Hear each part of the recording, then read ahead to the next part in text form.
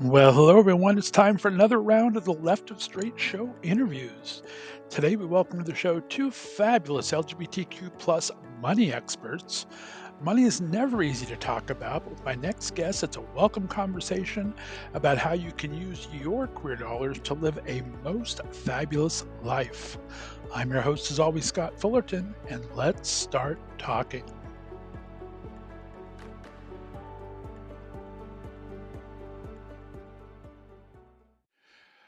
Well, hello everyone. Today we are going to take a deep dive into the lives and lessons of those making a real difference in our LGBTQ community. I'm thrilled to have in studio with me a truly dynamic duo, husbands in life and partners in financial literacy. They're known far and wide as the Debt-Free Guys. John and David are here with me. Through their blog, podcast, and more guides and pamphlets that Emma Pillsbury had on Glee, John and David are not just about crunching numbers and budgeting spreadsheets. They're on a mission to help you live fabulously, not fabulously broke. They share their story that took them from a combined debt of over $50,000, and they've been featured by giants like Oprah, Forbes, CNBC, and Good Morning America. Through their Queer Money podcast and the Wealth Builders Pyramid Strategy, they're changing lives $1 at a time, and all with just a touch of fabulous gay flair. Take a look. Unpopular opinion alert, money is different for LGBTQ plus folks. How? 80% of money is transactional. It's the finance in personal finance, where a dollar works for you the same as a dollar works for me. We all swipe credit cards the same way. The remaining 20% is the personal in personal finance, shaped by our backgrounds, our identities, and unique attributes. This smaller factor, akin to the Pareto principle, exerts an outsized effect on the entirety of our money journey. It's for these reasons that LGBTQ plus individuals earn less, have more kinds of debt, except mortgage debt, however, invest less, and save less compared to the general population. See citations in our comments. That's why we created the Queer Money podcast and this YouTube channel, to foster open conversations among LGBTQ plus people about money, tackling financial insecurity, and empowering wealth creation that lets us thrive throughout our whole lives, including retirement and beyond, advancing LGBTQ plus generational wealth. Well, John and David, welcome to the Left of Straight podcast. How are we doing today? We're awesome. Thank you for having us. Yeah, thank you. This is great. I've never been called a dynamic duo before. I kind of feel I should be wearing like leotard or something. Yeah, I need to have like Exactly. a superpower or superhero garb on. Yeah, you need what's his last name? Chris something's codpiece from Batman and Robin movie, and you're good to go. I like it. Was that Chris Pine or Chris Evans? All the Chris's. Any of the Chris's will work, I swear. I think it's a law that if you're named Chris, you have to be pretty handsome. So who knows? Well, guys, I appreciate you coming on. We found out while we've been talking the last couple of months, we live right down the road from each other. So yeah. You guys are over in Northwest Ohio. I'm here in Northeast Ohio. And yeah, we've had another weather cold streak. That's always fun, huh? Yeah, we were so tricked last week. We thought it was going to be warm, and we were starting to get the warm clothing out, and all of a sudden we're like, oh my gosh, we have to bundle up. But just to be clear, a couple years ago, 2 years ago, we lived in Vegas, so we're used to like the hot weather, and we come here and it's like bitter cold. What brought you from Vegas to Toledo? Our Wealth Builders Pyramid Strategy. We are diving into house hacking and buying real estate investments. So we currently have a duplex that we're finishing up, getting some rental income from, and then we're going to get ready to buy another property shortly. I love that. I tell everyone that's why I'm stranded in this black hole of Northeast Ohio. Once you come this way, it's very hard to go back real estate wise, right? Yeah. I mean, I have a decent, on a third of an acre, 3-bedroom, 2.5 bath house in a nice neighborhood that I can maybe get 178, 200,000 for. And in LA, that would maybe get me a shoebox for a month. So, right. Yeah, exactly. You could get buy a parking spot, right? Exactly. Yeah, we have a 2,400 square foot duplex that we bought for $135,000. Of course, we've added some gay glitter to it, so we fixed it up a little bit, and we rent one half and we live in the other, and our housing expenses for us, including utilities, run about $500 a month. That's amazing. I love that. Yeah, it's just taxes are the worst thing in this state. I mean, your house tax is more expensive than any of your other cost of living, pretty much. It's not that bad here. Well, Yeah. taxes like and it. JD Vance. Exactly, right? Well, let's get started. I always like to ask new guests with 2 questions. The first is get a little background on each of you. Let me know where you grew up and what kind of a kid were you. David, we'll start with you. Thank you. So I was born in Germany. My dad was in the military, but we moved back to the United States when I was 2. And because my parents met in Colorado and my grandmother was living in Colorado, my parents moved back to Denver, a suburb of Denver, Arvada. And I was raised in Arvada all the way up until my mid 20s. I was raised in an extremely religious household. Many people call this group a cult. It's the people who knock on your doors on Saturdays and Sundays. And so I was raised in a very stifling household, a household where it was not acceptable for me to come out. Although it was interesting. We were just talking with somebody about religion a couple of days ago for a podcast we recorded. And I understood from a very early age what homosexuality was, because Jehovah's Witnesses were very, very upfront about teaching you that homosexuality is wrong. And so I knew, probably I must have been like 7 or 8 years old. I knew what it was that I was thinking about because of already knowing that I was attracted to boys at that age. And so it wasn't until I finally got the courage, got a full-time job in my mid-20s, and I left. I came out to my family and got kicked out of the house and left the religion. And I was the bird that got out of the jail cage, right? I was able to finally break free and start living my authentic self. Although I will say that I think almost every single year I find some aspect of myself that I'm still hanging on to, that's part of my past, and ways of either trying to hide who I was or protect myself because of the environments that I was in or the workplace I was in. So that's kind of my backstory. And I met John when I was in my early 30s. You were 33. Wow, that's an amazing story. And I never thought of it like that. Is you kind of get a lot of people living in Midwest or anywhere as the South don't really know what being gay is or isn't talked about in the house. It's hush hush. So they don't really know what even they're really, well, not anymore, I guess, with social media and television and everything. But for a while back when we were there, it was a little different story. Yeah, and John, Moms for talk to me Liberty about want your to take story. us back to that time frame, right? Exactly. What they say, welcome to Alabama, set your clock back 50 years or something. So yeah. Yeah. John, what's your story, my friend? Sure. Well, first half of my childhood, I grew up just outside of Philadelphia, and at that time we were Catholics. Then about 7th or 8th grade, we moved up north in Pennsylvania, just south of Hershey, and we became Southern Baptists.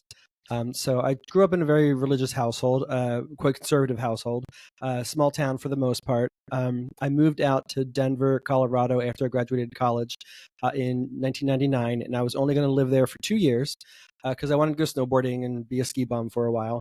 But then I met a boy on a gay disco dance floor in Denver, downtown, and I ended up spending 20 years in Denver and almost now 20 years with that boy I met. Gee, I wonder who that is. But I knew that I was different when I was younger, and I knew about what homosexuality was because I would see it on the news coming of age during the HIV/AIDS crisis, and my parents religiously watched Jerry Falwell when we were growing up. So that was my perspective of it was a combination of evil and it was a death sentence. So when I started to have these feelings like, well, I think I'm like that. I was very scared at that time because I was like, I don't want to be evil. I don't want to die early. All that stuff. So it was a challenging story to come out. I didn't come out until I was 31, when it got to a point that my parents were no longer going to believe that David and I were friends. Gotcha. No, I understand they took that. it rather well. I'm a bear of a certain age, I like to say, and I was same thing. I came out right when the AIDS crisis grew up right when the AIDS crisis was booming. So it's like it was a very scary time. So I was living in LA. So there's a lot of experiences I could go find, but I was scared to go experience it because of everything that was going on at the time. Yeah, absolutely. And that's my second question. You kind of answered the first part. I always like to ask, when did you come out to yourself, and when did you start finding your LGBTQ tribe? So you came out, each of you, around the 30s. Where did you start finding an LGBTQ tribe and start finding that sense of community?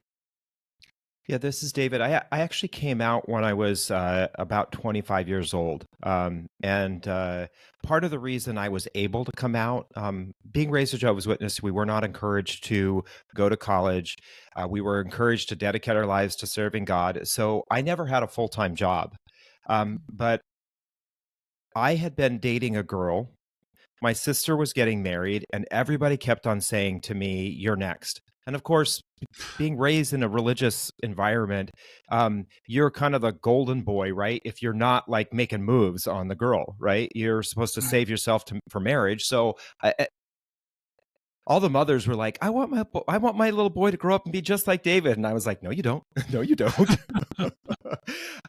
But it got to a point during my sister's run up to my sister's wedding that I kept on hearing everybody saying, "You're getting married next. You're getting married next." And I kept on saying to myself, there is no way I'm going to ruin this woman's life.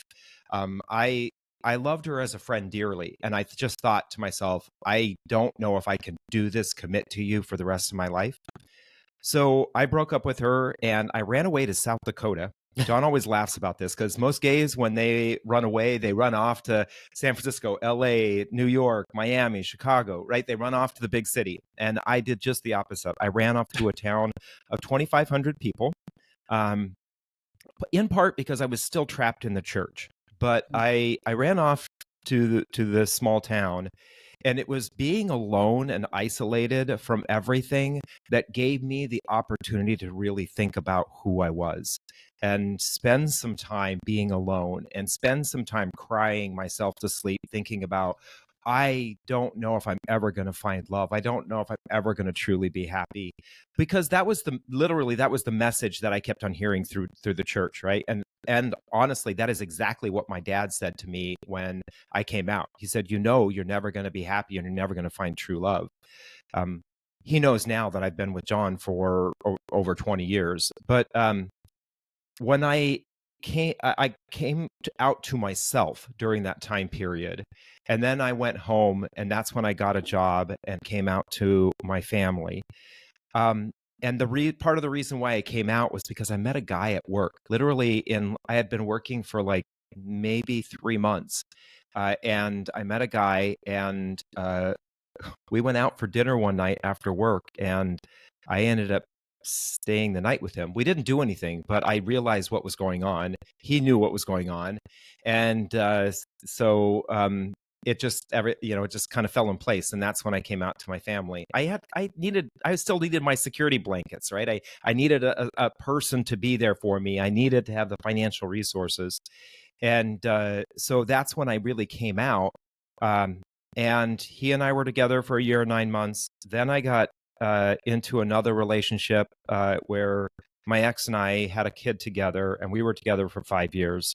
And then when that ended, because of just the dynamics of being a bad relationship, that's when John all of a sudden was single, and we got together. There you go. John, where did you start finding your tribe? I think my tribe, my gay tribe, I found in Denver, definitely. I didn't. It wasn't until about 2000 that I finally came to the conclusion with myself that I was gay. I was starting having a whole bunch of us from college were supposed to move from Pennsylvania to Denver, and only 2 of us did. And about a year after living there, things weren't necessarily progressing or going the direction that I thought they were going to go. I was going through a bout of depression and starting to have some suicide ideation. And I thought, you know what? I don't know. One day I just woke up and said, just fuck it. I'm just going to try being gay for a year. If I don't like it, then I'll off myself. And I don't know exactly what that thought process is. But I that was when I started to go to the clubs and the bars and to start to meet people. Made a couple of friends there. Had met my first real boyfriend, I should say. And then it was shortly after that, about a year and a half after that David and I met, and then 3 years later we got together. So that was my tribe. It was mostly in Denver. My story isn't nearly as grand as David, but I don't know about grand. but I was sort of like, when I finally came to the conclusion that I was gay, I was sort of indignant that I had to have a whole coming out party. I just felt like I shouldn't have to do that. It should just be, if this is who I am, if there's no way to change it. I mean, I had prayed for hours for it to go away. I had done all the stuff that the churches, the Catholic Church and the Southern Baptist Church has told me to do. And it wasn't going away. So I was like, if this must just be who I am. And if it's who I am, why do I have to have a whole coming out ceremony? Why do I have either a party about it or a therapy session with every friend that I've ever had or my family? So I didn't really have a coming out story, but my family would go on vacation every year just outside of Charleston, South Carolina. And one year I brought David, and we were just friends, and that was fine and acceptable. We slept on the kitchen floor on a blow-up mattress because the place wasn't big enough for everybody to have their own bed. But the next year, it just got to a point where we couldn't hide this anymore. And I think I literally came out to my mom and dad over text and said, David and I will come, but we're sleeping in the same bed and we're life partners. And they kind of just accepted it. We didn't talk about it. They did kind of say, hey, your nieces are going to be there. They're like, I think at the time, were they 8, 10 and 12, something like that. Don't tell the girls. Just don't tell the girls. We want to wait until they're a little bit older. And we're like, fine, whatever. And we were literally on a bike ride, David and me, with our 3 nieces, riding around the island. And all of a sudden, they started saying, John and David, when are you going to adopt kids? And we're like, what? We're like, yeah, you need to adopt a boy and a girl. And then they started naming these kids. And then next, it was just the craziest thing. So they already kind of intuited that we were a gay couple. They didn't seem to have a problem with it. It was my 60 or 70-year-old parents that had the challenge with it. Out of the mouths of babes. Yeah, they seem to kind of get it very early on. That's a great story, though. And you're right. I mean, unfortunately, we don't usually just have to come out once either, do we? We have to come out to every new job we take, every new place we go, every new couple we meet. Just we found at the supermarket and bonded over the produce, and then you have to let all that happen. Well, my husband or whatever. So yeah, right. It's an interesting process. But I think if you're living your life authentically, which is what you guys talk about when you guys preach, it makes it a little easier, right? Because then it's an open, easier conversation to have. Yeah, so it does help. But I will say, like, for example, we need to have our driveway repaved and our patio repaved. And so we had somebody come over earlier this week that I had been talking with over the phone. He came over to do an appraisal. And I don't think he knew that I had a partner, that there was going to be somebody else in this discussion that he and I were going to have. And so I go outside and shake his hand, and right behind me comes David, and I introduced him as my husband.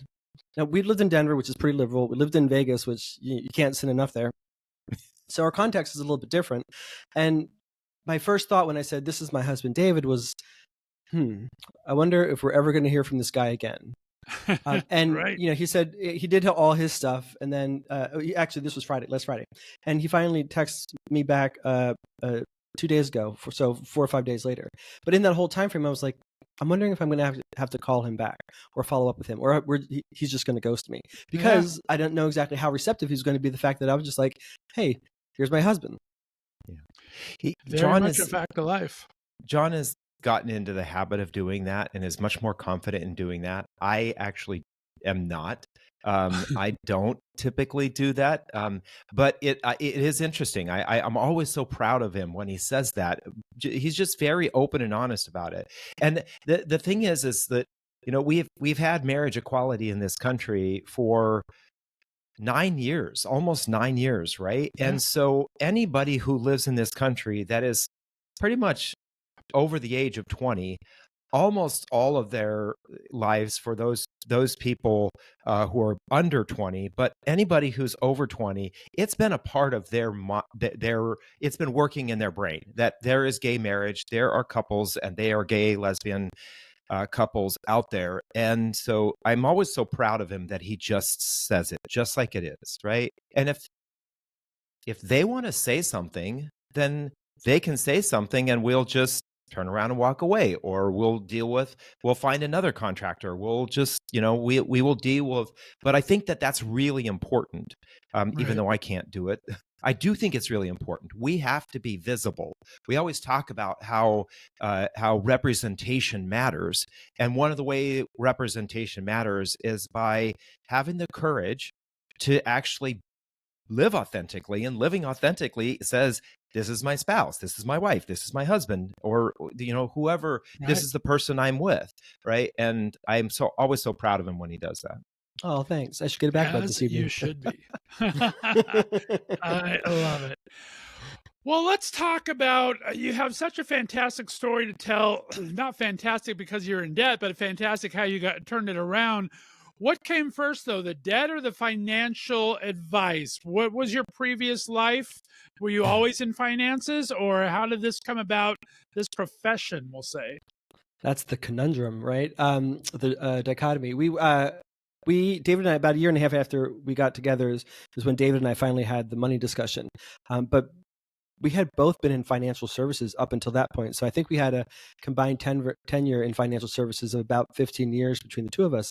So we were literally helping other people with their money to varying degrees, helping them invest in mutual funds, helping them figure out how to trade stocks, telling them how to invest their money for the long term, prepare for retirement, put their kids through college, all that stuff, pay down debt, improve your credit score. But we weren't applying any of it to our own lives. And we like to share that story because I think that there is this perception that, there's this whole industry of really, really brilliant people, like the smartest men in the room, right? There's really, really brilliant people, and they know all the stuff, and we just don't have access. We're not privy to all that stuff.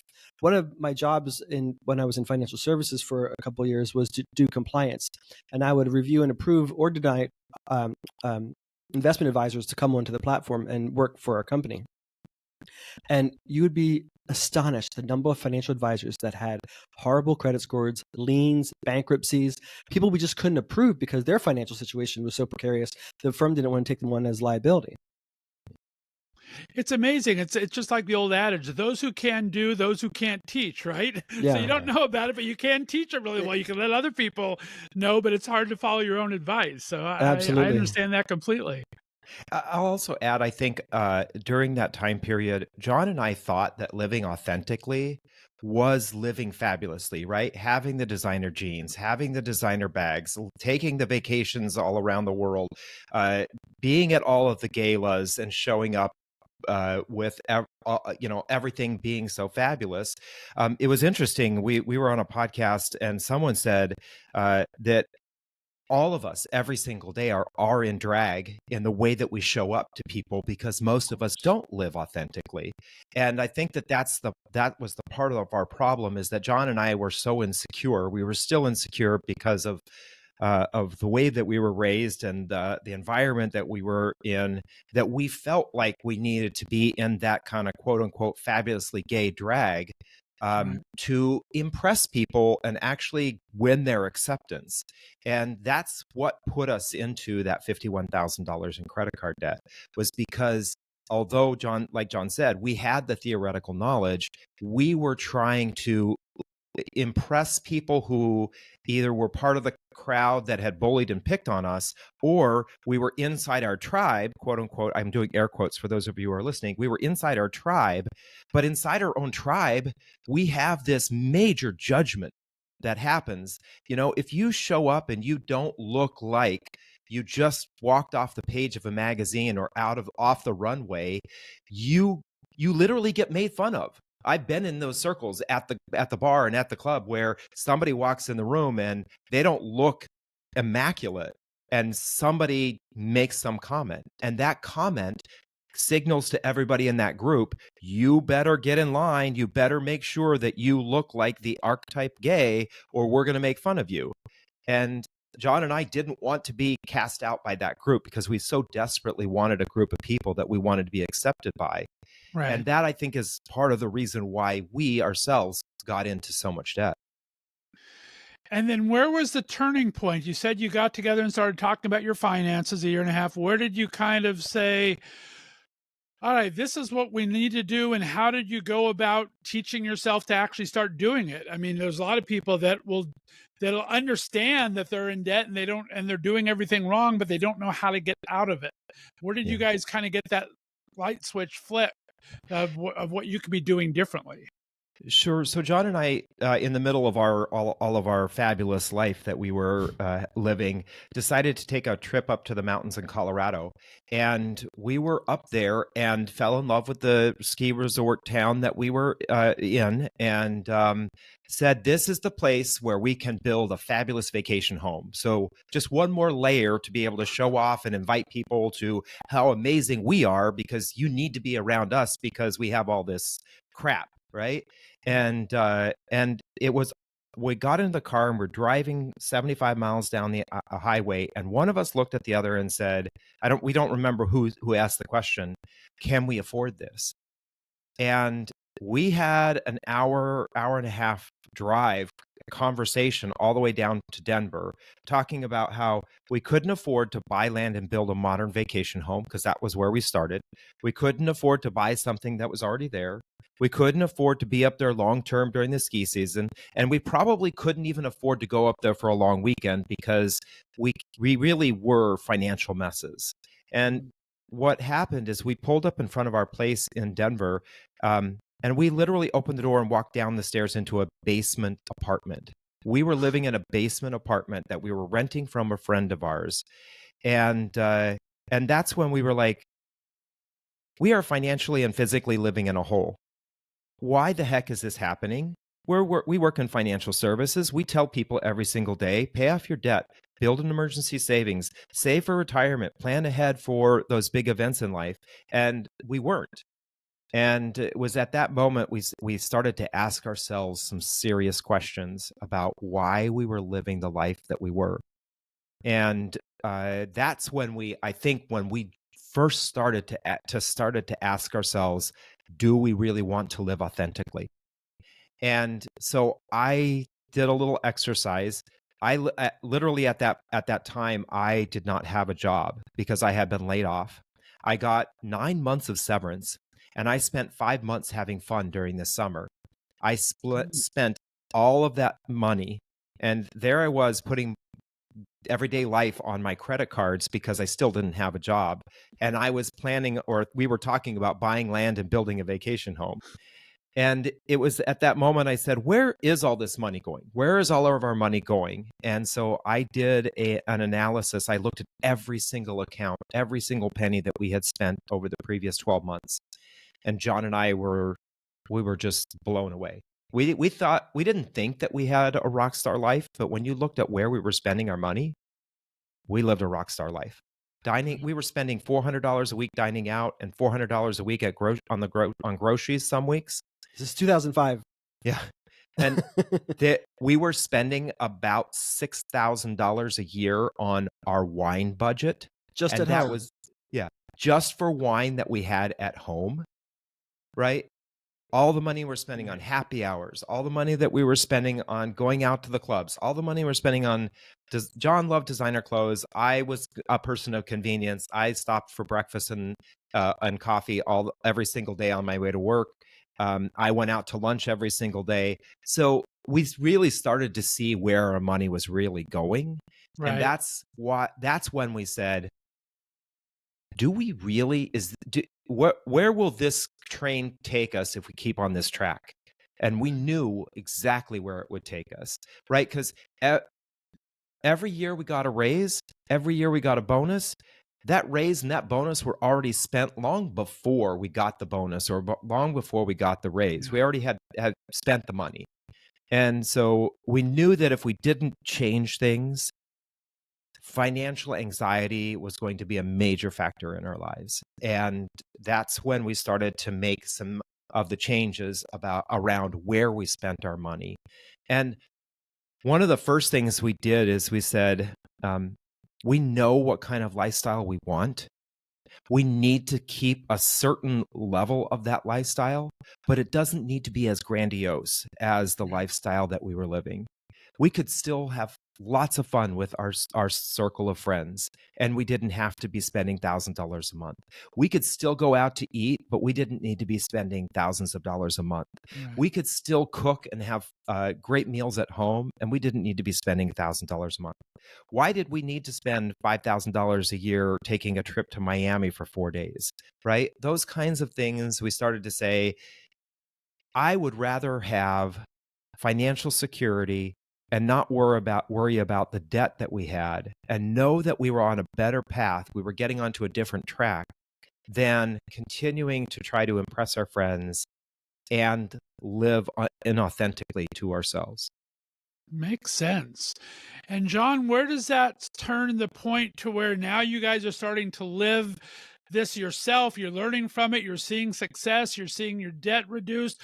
When you've always been doing this for other people, when did you decide to make this into a business of yourselves and really kind of bring it to the next level and share these things that you've been learning along the way with others?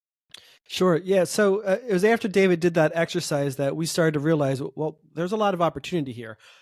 All we have to do is rein in and eliminate a few expenses, and we're going to start to free up some money.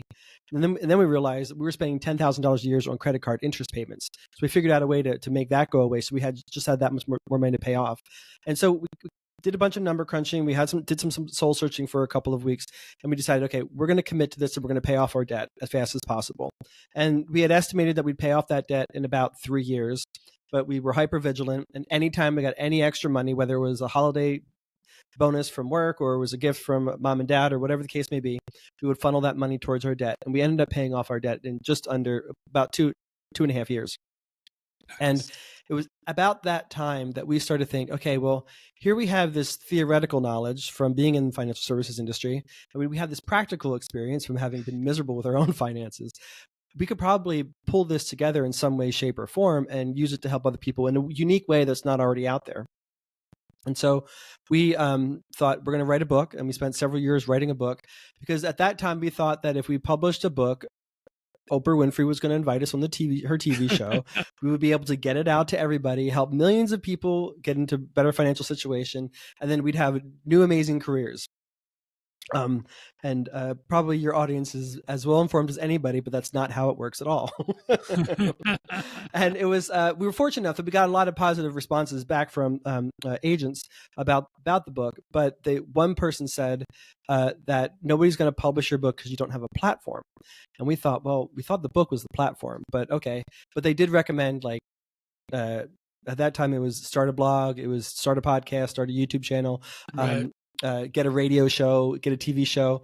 And so we thought, path of least resistance at that time for us was to start a blog. And that's when we got into blogging. And we officially became consistent at blogging in 2014, right? Yeah. And then it was in 2015 that we went to a personal finance conference in Charlotte, North Carolina. There's an annual conference called FinCon. And it's a whole bunch of people who do what we do, financial media, CNBC, New York Times, that kind of stuff, who get together and they kind of nerd out about personal finance. And we, at that time, there were about 900 people there. And we recognized this, and a couple of other people recognized it, but we were the only out gay couple there at the time, because even though it was Charlotte, and we didn't know these people, we were very often holding our hands and constantly always together. And people said, why are you guys trying to be Dave Ramsey? Stop being Dave Ramsey. Be yourself. Nobody's talking about personal finance for the LGBTQ plus community. You guys need to start doing that. And so we kind of ruminated on that for a little bit. And it was shortly thereafter, I think that was in September. September of 2015. Yeah. And then it was about 4 or 5 months after that we launched the first iteration of the Queer Money podcast. So now we have our blog, The Debt Free Guys, that we've been doing since 2014. We have the podcast that we've been doing consistently since 2016. June 3rd of 2016 is when we officially launched this version of the Queer Money podcast. I love that. And I like that you're able to kind of do the lifestyle in with the financial and everything. You do a great mix of, I was watching your series about all the best places to live in the United States and things like that. So that's kind of great to have that juxtaposition. In fact, I mean, I was looking at your views, and a lot of those are more fun. They like that more than the financial advice. They're like a regular gay. They It's do. like, let's talk about the fun and not talk about the finances, right? We're hoping that's the sugar, and that eventually they'll take the medicine, so the other stuff will eventually help out, or Right. osmosis or something. I don't know. Makes sense. Well, I love that. What are some of the common financial challenges you're seeing within the LGBTQ community? I think the biggest hurdle is that we're not talking about it as a community. By and large, the most reoccurring email we get or direct message from folks is, I'm 55, 65 years old. I'm LGBT. More often than not, for whatever reason, it tends to be gay men. And they say, I've done nothing for retirement. What can I do? And there are options to to help yourself at that point, but they're just so much harder.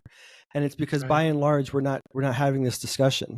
David and I say that LGBTQ plus media is focused on what we call the 3 Ps: penis, politics, and pop culture, because by and large, that's what gets the clicks, right? That's what everybody wants to talk about. And we get that, it's a scary time right now, and that some people are just trying to survive and get through it, and watching RuPaul's Drag Race, or going to the bars and clubs is a way that people can sort of let off some steam and try to avoid what the reality of the situation that we're all living in. Right. But that doesn't help our situation. We're all eventually going to get older. And once upon a time, there was a chance that we could have, we're also still dealing with the HIV/AIDS crisis, I think, a hangover from that. Because at that point in the 80s, the people were dying in their 30s and 40s. And so they sort of set the expectation of live for today and tomorrow we will die, because that was almost literally the truth. And so they sort of set the bar that they're going to live these grand lives and do whatever they can, live it up before their time on this earth was done. But we're all still sort of living that archetype that they've set for us.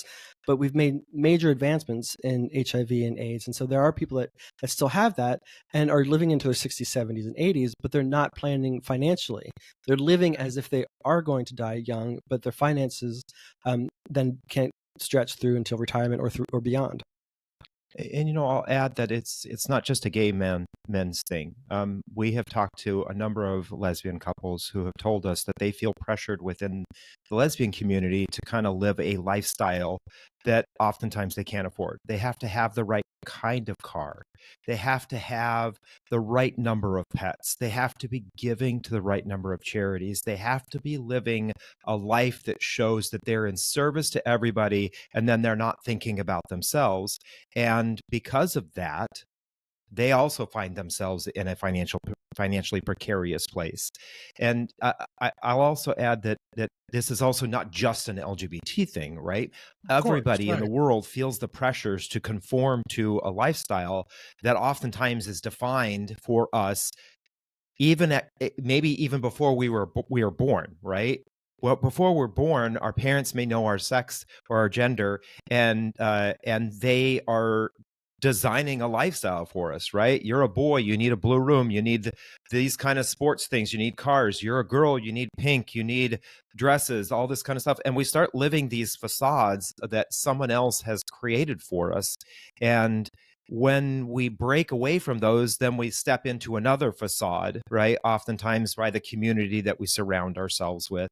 And it can't, if we don't figure out a way to say, what's important to me is living what is important to me, right? Living the way that you truly want to live, what is valuable to you, is the best way to get yourself back on track financially, and to allow yourself the courage and maybe the determination to be able to say no sometimes, or to step back and say, that's not right for me. If that's okay, you can do that, but that's not right for me.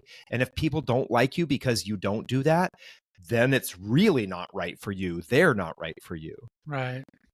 No, that makes sense. And that's one of my questions I had, because I'm sure like I said, I'm sure money situations goes across all spectrums of the LGBTQ community, just like it does our straight allies. I would think the lesbians are a little smaller percentage of that because they are kind of nesters and home givers, but I'm not sure. The trans, you have medical issues and everything, so that's a huge kind of financial. So there is different challenges for each part of the community, right? Yeah, we actually have two podcast episodes and articles that we have on our website. One is talking specifically about the what makes money different for LGBT people. We like to say personal finance is made up of two pieces. There's the 80%, which is transactional, right? I write a check, you write a check. I swipe a card, you swipe a card, I pay for dinner, you pay for dinner. It's the exact same transaction process for everybody, right? But what is different is the way in which we engage with money is based on our money story.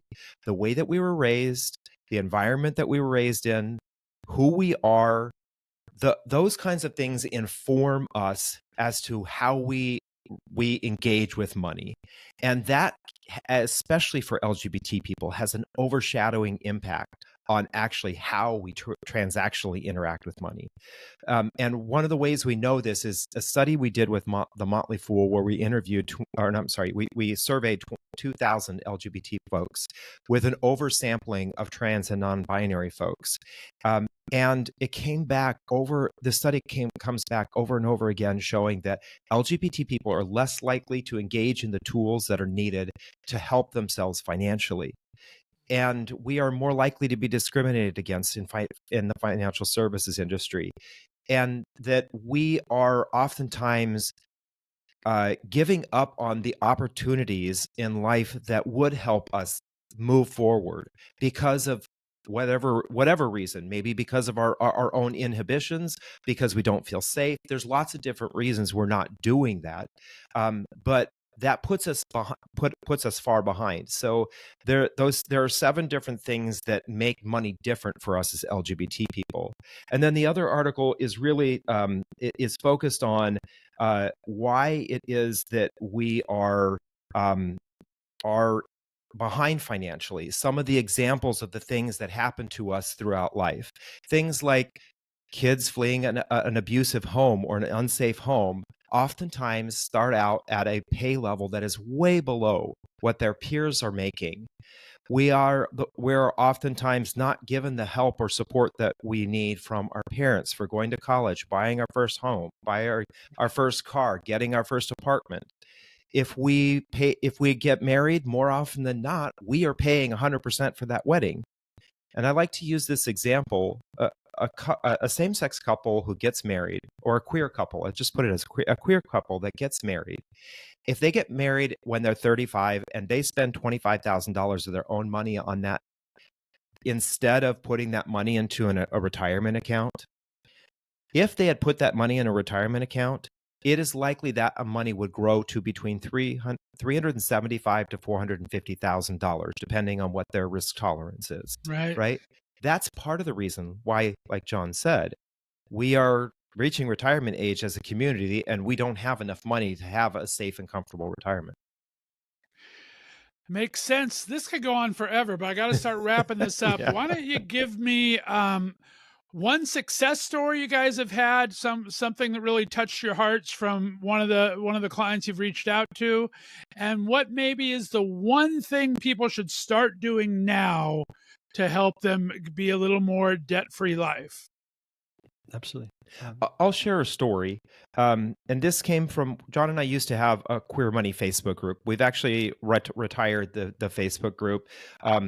But there was one of the story that I just found so touching when he shared this. A young African-American man posted in the group about how he started listening to our podcast when he was living on the streets, and that he started to make micro changes to his life and got off the streets, and that he and his boyfriend were in the process of applying for their apartment where they would be living together in. And he basically said, had I not started to make the changes that you suggest every week in your podcast, had I not started doing some of those things, I probably would still be living on the streets. And that just always shakes me that all it takes is a little bit. You just do a little bit every week or a little bit every month. It doesn't need to be major life-changing events. More often than not, major life-changing events don't actually stick with us the rest of our lives. We think about them, but we don't keep the habits up that we will keep up if we make those small changes regularly. Right. And John, like I said, what's one advice? I mean, we're going to have them go to your guys' podcast, listen to this so they can start getting lots of pieces of advice. But what's the one thing people should start at, do you think? I would ask every listener or viewer to this episode to find someone, whether it's your partner or spouse, partners or spouses, a friend, whomever, reach out to them and just say, hey, I heard these blokes on this podcast talking about money and said we need to start talking more about money, and just start to have that conversation. Just the little things, like focus on the fun stuff first. Like what does an ideal life look like to you? Where do you want to retire? Do you want to be Palm Springs? Do you want to be somewhere in Europe? Do you want to be somewhere down south? What does that look like to you? And then start to ease into that discussion of, well, what does it take to get there? Okay, probably should save a bit more money. I should probably put money in a retirement account. One of these 401k things. Okay, and what's inhibiting me from getting there? Well, I probably got a little bit too much debt. I should probably pay off those student loans. Start with the fun stuff first, and just have that conversation with somebody else. Get that conversation going, and blame it on us. It's our fault. Well, I love it. This was a great getting to know you session. We're going to have you back in a couple months here and go into a little more meat and potatoes of the financial business. But I really appreciate you guys taking your time. Let everyone know where they can find your great website and your podcast.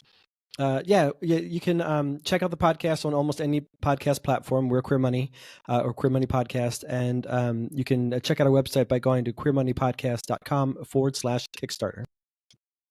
Very nice.